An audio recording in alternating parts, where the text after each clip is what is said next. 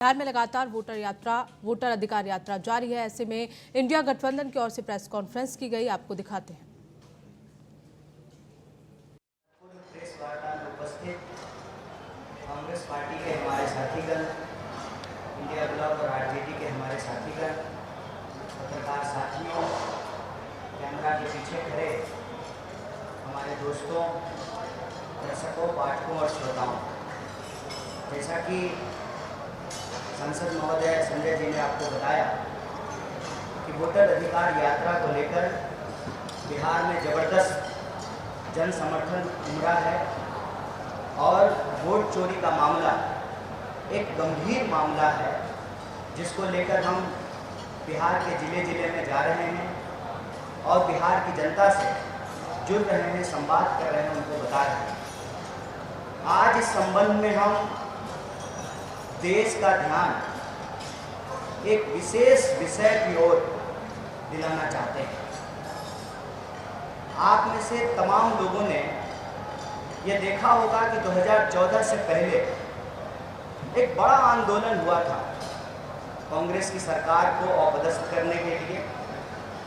2G, 3G, तमाम तरीके के आरोप कैग के एक अधिकारी, जो बाद में उन्होंने कहा कि यह तो राजनीतिक लाभ के लिए किया गया, और देश में एक माहौल बनाया गया कांग्रेस के खिलाफ। याद कीजिए कि उस दौरान किसी भी व्यक्ति के ऊपर UAPA लगाकर या PMLA कानून लगा करके किसी भी सांसद या विधायक को डराया धमकाया नहीं गया, विरोधियों के मुंह नहीं बंद कराया गया। लेकिन आज जब हम 2014 से लेकर के 2025 तक का भारत देखते हैं तो यह साफ साफ पता चलता है, और नेता प्रतिपक्ष ने कल इसको अपनी मुखर आवाज में जनता के सामने रखा कि देश में लोकतंत्र समाप्त करने वाले, लोकतंत्र संविधान की हत्या करने वाले और लोकतंत्र को बचाने वालों के बीच एक संघर्ष छिड़ चुका है, एक जंग छिड़ गई है। हम समझ सकते हैं कि एक तरफ इस देश के लोगों के अधिकारों को छीनकर देश की संपदा को बेचने वाले लोग हैं, दूसरी तरफ लोगों के हक और अधिकार की रक्षा करके, संविधान को बचा करके, लोकतंत्र को कायम रखते हुए देश को बचाने वाले लोग हैं। तो ये बेचने और बचाने वालों के बीच लड़ाई है। एक तरफ वो लोग हैं जो चाहते हैं कि लोकतंत्र जिंदा रहे, विरोध का स्वर जिंदा रहे, संविधान का राज कायम रहे, वोट का अधिकार जनता के पास सुरक्षित रहे।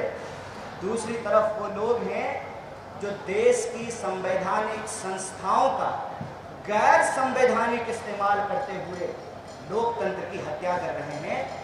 और यह बात हम इसलिए कह रहे हैं कि आप सबने देखा कि 2014 के बाद अमित शाह जी के शब्दों में एक क्रोनोलॉजी इस देश में देखने को मिलती है। पहले विरोधियों को डराया गया, धमकाया गया, झूठे मुकदमे करके जेलों में डाला गया। फिर जो MLA और MP थे, ED और CD और CBI के दम पे उनको अपने साथ मिलाने की कोशिश की गई और रिजॉर्ट का खेल शुरू हुआ। ऑपरेशन लोटस के नाम पर चुने हुए विधायकों को खरीद करके इस रिजॉर्ट से ले उठाते थे, उस रिजॉर्ट में पहुंचाते थे, चुनी हुई सरकारों को गिराया गया। मतलब पहले अमित शाह इस देश के MLA चुराते थे, फिर उनको लगा कि जब चुनाव आयोग हमारा ही है, ED अब हमारे कब्जे में है, CBI हमारा तोता बन चुका है, तो स्वाभाविक रूप से उनको लगा कि करोड़ों रुपया MLA के ऊपर खर्च करने की जरूरत नहीं है। MLA चुराना छोड़ करके, MLA को रिजॉर्ट घुमाना छोड़ करके वोट चोरी का कार्यक्रम बनाया गया। क्रोनोलॉजी समझिए, पहले MLA चुराते थे, फिर वोट चुराना शुरू किया, और इन दोनों हथकंडों के बावजूद अब की बार 400 पार का नारा जब सफल नहीं हुआ, तब वो SIR लेकर के आए हैं। और SIR का जब बिहार की धरती पे पुरजोर विरोध होना शुरू हुआ और लोगों ने कहा कि जो चुनाव आयोग कागज मांग रही है, पहले वो अपना कागज दिखाए, वोटर लिस्ट दे देश की जनता को और बताए कि वोटर लिस्ट में गड़बड़ी क्यों है, क्यों एक लोग का नाम 4 जगह पे है, क्यों जिंदा लोगों का नाम काट दिया गया है, क्यों जो है मरे हुए लोगों का नाम जोड़ दिया गया है, क्यों आधार कार्ड नहीं स्वीकार किया जा रहा है और आवासीय मांगा जा रहा है।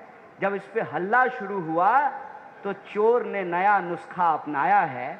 कल पार्लियामेंट में नया बिल आया है और बिल का नाम है कॉन्स्टिट्यूशनल अमेंडमेंट बिल, और इसमें ये कह रहे हैं कि किसी सीएम पे अगर मुकदमा हो गया तो 30 दिन के भीतर उसको पद से हटा देंगे। क्रोनोलॉजी समझे, देश के लोगों को क्रोनोलॉजी समझना चाहिए।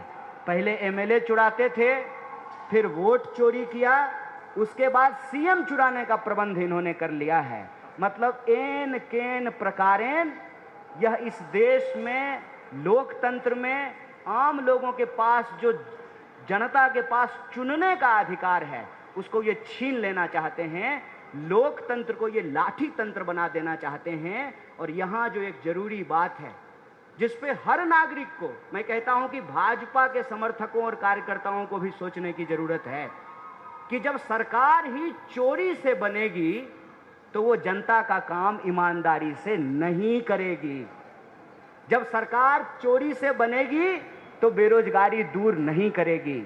जब सरकार अपराधी चलाएंगे तो अपराधियों पे लगाम नहीं लगाया जाएगा।